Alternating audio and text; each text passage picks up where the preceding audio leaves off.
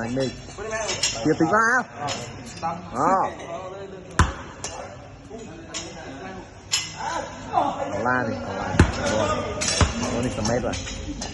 mét đã chạm với ra đi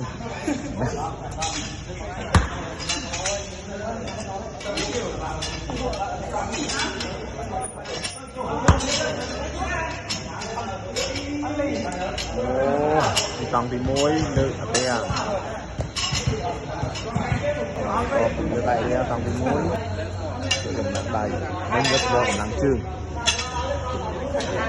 mặt ta đi ti là đi ti có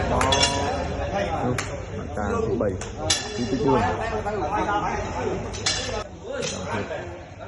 chuẩn bị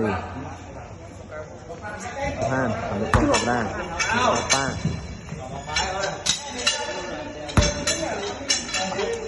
đó là ba khóm này Ismail Trần